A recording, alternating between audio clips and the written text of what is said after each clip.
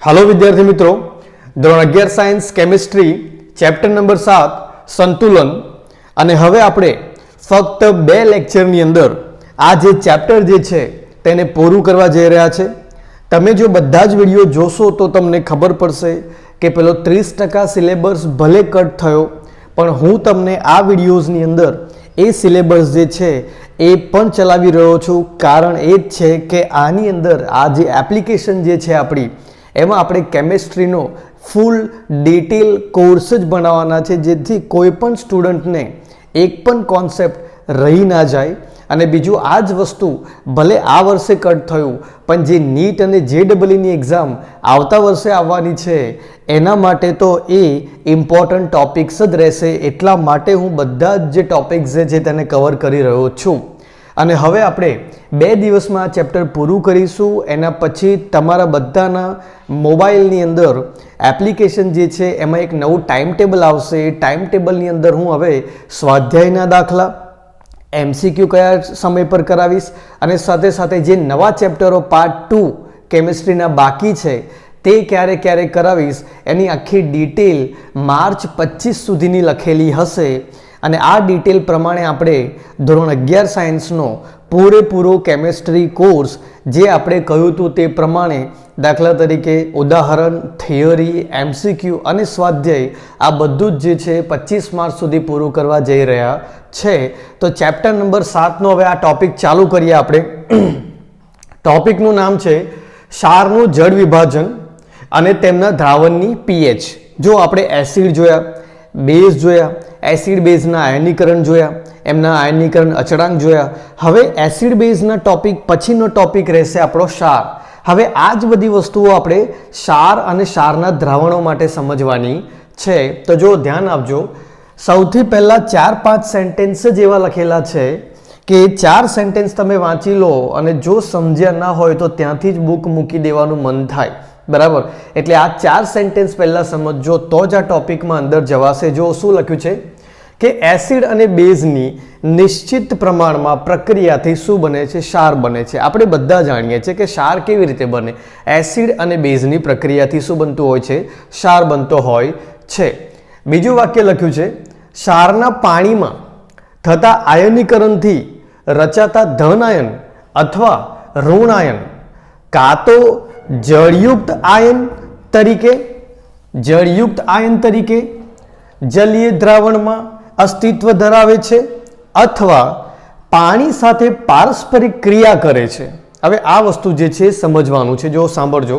અને ક્ષારના સ્વભાવ પ્રમાણે તેને અનુરૂપ એસિડ કે બેઝની પુનઃરચના કરે છે। તો જો સાંભળો, આ સમજવા માટે, આ ટોપિકને સમજવા માટે મેં 2 ઉદાહરણ આપ્યા છે। જો આપણે ક્ષાર લઈએ, ક્ષાર NaCl, સોડિયમ ક્લોરાઇડ લઈએ। હવે આનું જલીય દ્રાવણની અંદર તમે જોશો તો સોડિયમના જે આયનો છે ધન આયનો તે અને ક્લોરીનના જે ઋણ આયનો છે તે એ સંપૂર્ણપણે આયનીકરણ પામશે, બરાબર। અને એકવાર આ સોડિયમ અને ક્લોરીનના આયનો એના જલીય દ્રાવણની અંદર આયનીકરણ પામ્યા બાદ ફરી આમાંથી કોઈ પણ પાણીના અણુ સાથે પ્રક્રિયા કરશે નહીં, બરાબર।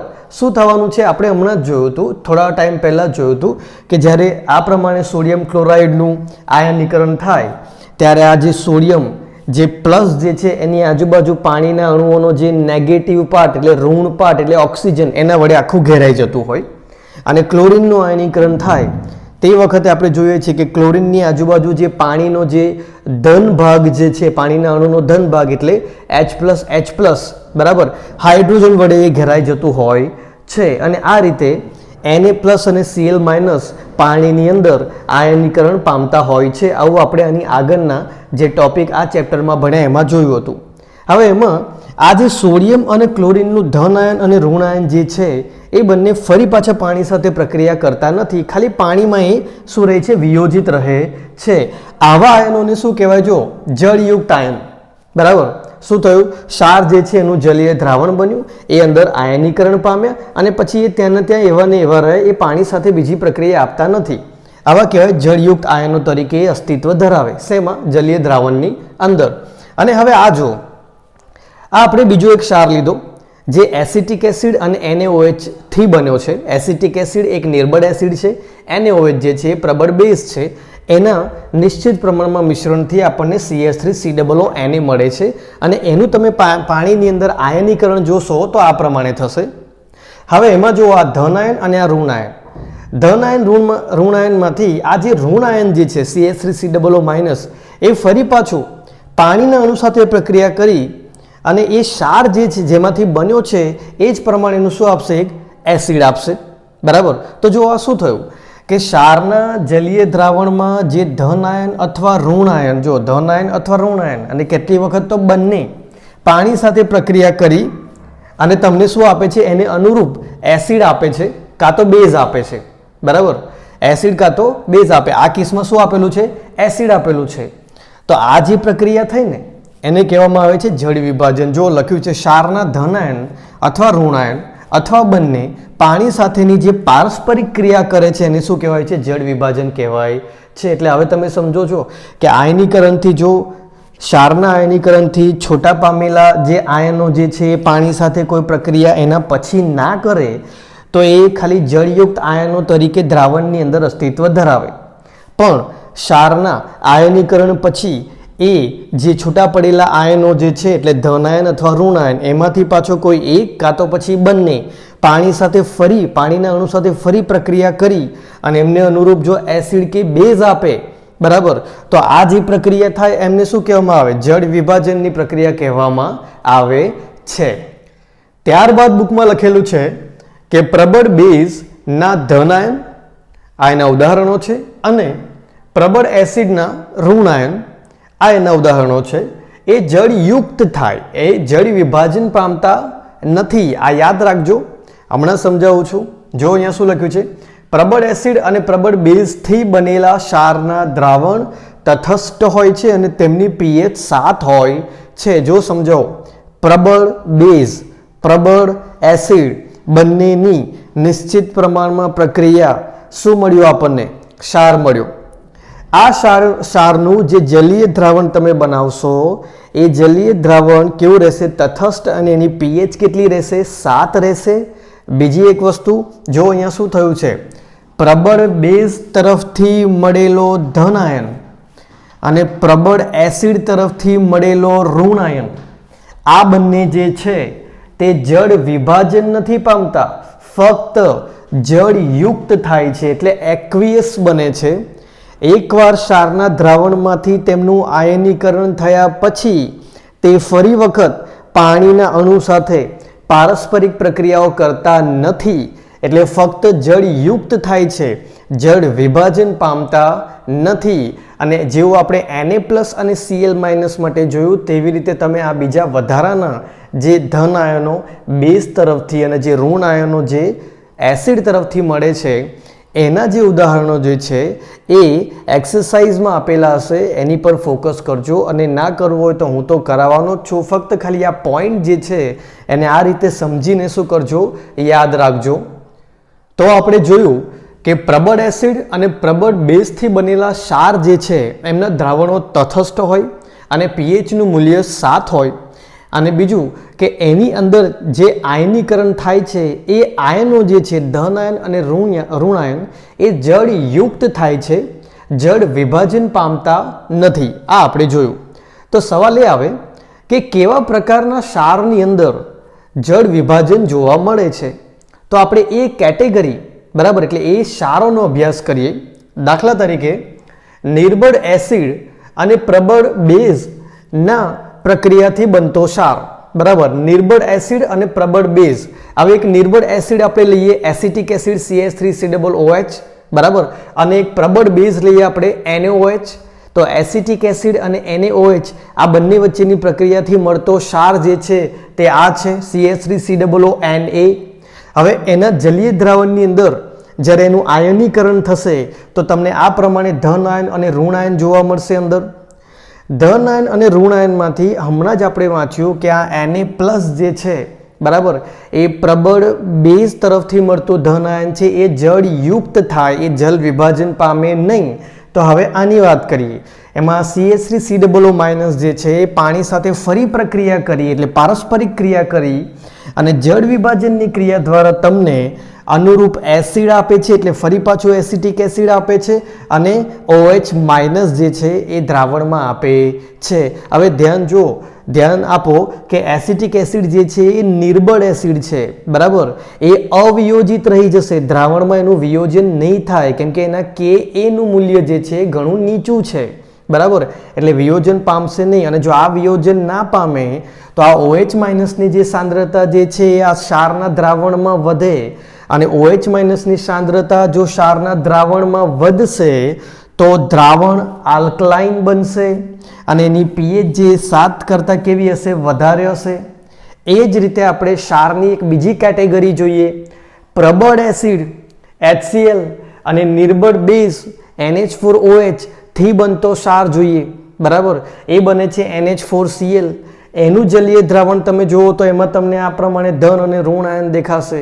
આ ક્લોરીન જુઓ, ક્લોરીન જે છે એક પ્રબળ એસિડ દ્વારા મળતો ઋણ આયન છે, એ જળયુક્ત થશે, જલ વિભાજન નહીં પામે. તો હવે આ NH4+ જુઓ, NH4+ જે છે એ પાણી સાથે પારસ્પરિક ક્રિયા જળ વિભાજન પ્રક્રિયા કરીને તમને આપશે NH4OH અને H+. ફરી એ જ વાત આવે કે NH4OH એક નિર્બળ બેઝ હોવાના કારણે એ અવિયોજિત રહેશે, દ્રાવણની અંદર એનું વિયોજન થશે નહીં. તો શું થશે? તો આ જે H+ મળ્યા એમની સાંદ્રતા દ્રાવણમાં વધશે. H+ની સાંદ્રતા વધે તો દ્રાવણ એસિડિક બને, એસિડિક બને તો pH નું મૂલ્ય 7 કરતાં કેવું આવે? ઓછું આવે. આ ટોપિકને યાદ રાખવા માટે આ પ્રમાણે નોટ્સ બનાવી લેજો. બહુ સરસ રીતે તમને શોર્ટમાં મેં લખીને આપ્યું છે, કામ લાગશે. ત્યારબાદ ત્રીજા પ્રકારના ક્ષાર આવે છે જે નિર્બળ એસિડ અને નિર્બળ બેઝમાંથી બન્યા હોય. દાખલા તરીકે નિર્બળ એસિડ CH3COOH એસિટિક એસિડની વાત કરીએ અને નિર્બળ બેઝ NH4OH ની વાત કરીએ. આ બંને વચ્ચેની પ્રક્રિયાથી આપણને CH3COO NH4 આ પ્રકારનો એક ક્ષાર મળે જે નિર્બળ એસિડ અને નિર્બળ બેઝમાંથી બન્યો છે. હવે આવા ક્ષારનું જલીય દ્રાવણ તમે બનાવો તો એની અંદર તમને જુઓ એ ક્ષારના ધન આયન અને ઋણ આયન એ ફરી પાછા શું કરશે? પાણી સાથે પ્રક્રિયાઓ આપી અને તમને અનુરૂપ એસિડ અને અનુરૂપ બેઝ આપશે, બરાબર. જ્યારે એસિડ આપશે ત્યારે જો OH માઇનસની સાંદ્રતા અને બેઝ આપશે તે વખતે તમે જોશો H+ ની સાંદ્રતા. ફરી પાછું અહીંયા એ જ દ્રાવણની અંદર આ H+ અને OH માઇનસ જે છે એ દ્રાવણમાંના પાણીના અણુ સાથે પાછા સંતુલનમાં હોય. એટલે અહીંયા આ પ્રકારની પ્રક્રિયાઓ થતી હોવાથી તમે આ દ્રાવણોમાં ચોક્કસપણે એવું કહી જ ના શકો કે શું H+ વધી રહ્યું છે કે OH માઇનસ વધી રહ્યું છે, બરાબર. એસિડિક છે કે બેસિક છે એ તમે સિમ્પલી ના કહી શકો, ઇઝીલી ના કહી શકો. અને એના માટે આ પ્રકારના જે દ્રાવણ હોય, આ પ્રકારના ક્ષારના જે દ્રાવણો હોય એની pH નક્કી કરવા માટે આપણે આ સૂત્રનો ઉપયોગ કરીએ છીએ. શું કરીએ છીએ? જો કે અહીંયા જે એસિડ અને બેઝ છે એના pKa વેલ્યુ અને pKbના મૂલ્યો જે છે એ આપણને ખબર હોવા જોઈએ. આ મૂલ્યો અહીંયા મૂકવાથી અને આ પ્રમાણે સૂત્રની અંદર એ વેલ્યુઓ મૂકશો તો તમને નિર્બળ એસિડ અને નિર્બળ બેઝમાંથી જે ક્ષાર બને છે એની pH ગણી શકાશે. અને આવા દ્રવણોની pH માટે સિમ્પલ, જો 7 કરતાં વધારે આવે તો પછી એ શું રહેશે? આલ્કલાઇન રહેશે. 7 કરતાં ઓછા આવે તો એ કેવા રહેશે? એસિડિક રહેશે. આવું કરવામાં આવે છે આ પ્રકારના ખાસ કેસની અંદર. pHના આ સૂત્રનો ઉપયોગ સમજાવવા માટે તમને એક દાખલો પણ આપેલો છે. ઉદાહરણ 7.25 જે છે એકદમ સિમ્પલ છે, ક્લિયર કહેલું છે કે એસિટિક એસિડ નો pKa નું મૂલ્ય, pKa મૂલ્ય કેટલું છે? 7.46. એમોનિયમ હાઇડ્રોક્સાઇડ NH4OH એના pKb નું મૂલ્ય કેટલું છે? 4.76, 4.76 છે. તો આ બંનેની ક્રિયાથી મળતો જે ક્ષાર, કયો ક્ષાર? એમોનિયમ એસિટેટ, એના દ્રાવણની pH શોધો. તો જો ક્લિયર ખબર પડે, નિર્બળ એસિડ, નિર્બળ બેઝ. એક વખત તમે આટલું જાણી જાઓ કે નિર્બળ એસિડ અને નિર્બળ બેઝથી બનતો ક્ષાર એટલે પછી pH પૂછ્યું હોય તો તરત યાદ જ આવી જવું જોઈએ કે આ સૂત્ર લાગશે. અને બીજી એક હિન્ટ ક્યાંથી મળે કે જો આ pKa અને pKb આપેલા જ છે, ખાલી આ બે વેલ્યુ આપેલી હોય ને pH પૂછી હોય તો 100% આ જ સૂત્ર આવવાનું છે. તમારે ખાલી વેલ્યુ મૂકવાની છે અને આન્સર તમને મળી જશે. ત્યારબાદ એક નાનો પણ JEE અને નીટના સવાલોની દ્રષ્ટિએ જોઈએ અને બોર્ડના સવાલોની દ્રષ્ટિએ જોઈએ તો ખૂબ અગત્યનો એવો એક ટોપિક આવી રહ્યો છે. ટોપિકનું નામ છે બફર દ્રાવણો. સિમ્પલ છે. બફર દ્રાવણો એટલે શું? તો અહીંયા વ્યાખ્યા આપેલી છે, ધ્યાનથી જુઓ. દ્રાવણો જેનું મંદન કરવાથી, ડાયલ્યુશન કરવાથી અથવા તો તેમાં થોડું તમે એસિડ ઉમેરો અથવા તો પછી આલ્કલી બેઝ ઉમેરો તો પણ તેમની પીએચ ના બદલાય. એટલે અહીંયા શું લખ્યું છે? પીએચ ફેરફારનો પ્રતિકાર કરે, પોતાની પીએચને બદલાવા ના દે, આવા દ્રાવણો જે છે બફર દ્રાવણો કહેવાય. સૌથી પહેલાં બાયોલોજિકલ વાત કરીએ તો આપણી બોડીની અંદર જુઓ, આપણું જે રુધિર છે, આપણું જે બ્લડ છે તે અને આપણું જે પેશાબ જે છે તે, આ બંને વસ્તુની પીએચ બદલાતી નથી.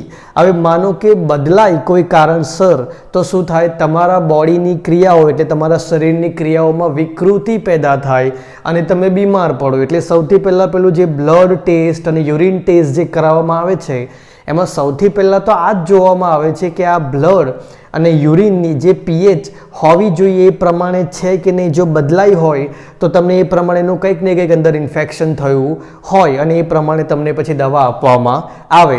આગળ જુઓ, અહીંયા તમને બફર દ્રાવણોના કેટલાક ઉદાહરણ આપેલા છે કે ભાઈ એસિટિક એસિડ અને સોડિયમ એસિટેટનું દ્રાવણ એ જે છે એની પીએચ હોય છે 4.75 અને એક બફર દ્રાવણ તરીકે વર્તે છે. બીજું એક એમોનિયમ ક્લોરાઇડ અને એમોનિયમ હાઇડ્રોક્સાઇડના દ્રાવણ જે છે એની પીએચ વેલ્યુ આપી છે અને બફર દ્રાવણના બે ઉદાહરણ આપેલા છે.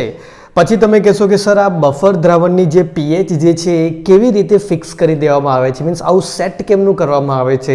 તો જો અંદર લખ્યું છે, તમને બુકની અંદર લખેલું છે કે બફર દ્રાવણની જે પીએચ જે છે એ PKA અને PKBના મૂલ્યો દ્વારા એક સમીકરણ છે એ સમીકરણમાં મૂકી અને પછી સેટ કરવામાં આવે. અને બીજું કે આની પાછળ જે કોન્સેપ્ટ કામ કરે છે એ શું કરે છે કે જો અહીંયા તમે જોઈ શકશો, બરાબર, કે ભાઈ એસિડ અને ક્ષાર અને પછી શું છે? બેઝ અને ક્ષાર, બરાબર, એસિડ અને ક્ષાર અને બેઝ અને ક્ષાર. તો આમની જે સાંદ્રતા ખરી ને, એસિડની સાંદ્રતા, ક્ષારની સાંદ્રતા, બેઝની સાંદ્રતા અને એના ક્ષારની સાંદ્રતા, આ સાંદ્રતાનો રેશિયો એટલે ગુણોત્તર જે છે એને પરફેક્ટ રીતે સેટ કરીને, વ્યવસ્થિત એને બેલેન્સ કરીને આવા દ્રાવણો બનાવવામાં આવે છે. હજી કોઈને સવાલ ઉઠે કે સર કેવી રીતે? તો એ જે છે એ તમારા 11-12 સાયન્સનો જે સિલેબસ જે છે એને કવર નથી કરી રહ્યું. તમે ધ્યાનથી બુકમાં વાંચશો તો એમાં લખ્યું છે કે ઉચ્ચતર ધોરણોમાં આગળ ભણશો. એનો મતલબ જે લોકો BSc MSc કેમિસ્ટ્રી કરશે એ લોકો ભણશે, કે પછી કેમિકલ એન્જિનિયરિંગ જે લોકો કરશે તે લોકોને થોડો ઘણો એ કોન્સેપ્ટ આવશે. પણ જે લોકો આ ત્રણ વસ્તુ નથી કરવાના એમને તો આટલો જ ડેટા જે છે એ JEE, નીટ અને તમારા આગળ જે પણ તમે એન્જિનિયરિંગ કરશો કે મેડિકલ કરશો તેમની અંદર આવશે. હા, જે મેડિકલમાં એડમિશન લેશે એ લોકોને પણ આગળ જતાં બફર દ્રાવણોનું વધારે નોલેજ આવશે. પણ હાલમાં આપણા માટે શું જરૂરી છે તો કે એ સમજવું કે બફર દ્રાવણ શું છે, કોને બફર દ્રાવણ કહેવાય, એક બે ઉદાહરણો. બીજું કે આ બફર દ્રાવણોનો કોન્સેપ્ટ જે છે ક્યાં કામ લાગે? તો જો મેડિકલ ક્ષેત્રે, દવાઓની બનાવટમાં, સૌંદર્ય પ્રસાધનો બનાવટમાં, એટલે તમે આ જે બધી ક્રીમ લગાવો છો એ જે ફેસ માટે, પછી તમે સાબુની એડ જોતા હશો તો એમાં પેલું પીએચ મીટર લઈને તમને આમ બતાવે છે કે જો આ જે સાબુ છે કેવો છે, સોફ્ટ છે, ત્વચા પર બહુ વધારે હાર્શ નથી, બરાબર. આ બધી જ જે વસ્તુ છે એમાં બફર દ્રાવણોના કોન્સેપ્ટનો ઉપયોગ થાય છે.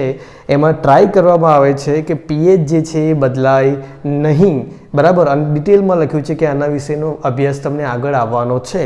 પણ હવે સવાલ એ ઉઠે કે આ પીએચ જે આપણે શોધી, બરાબર, ચલો બફર દ્રાવણ કેવી રીતે બનાવવામાં આવે છે એ ડિટેલમાં ભલે આગળ અભ્યાસ કરશો, પણ સવાલ એ ઉઠે છે કે આ પીએચની વેલ્યુ, બફર દ્રાવણોની પીએચ જે છે એ કેવી રીતે નક્કી કરાય? તો એ નક્કી કરવા માટેની અને બફર દ્રાવણોની બનાવટની એક આખી પદ્ધતિ છે. એ પદ્ધતિ હું તમને હવે સમજાવીશ.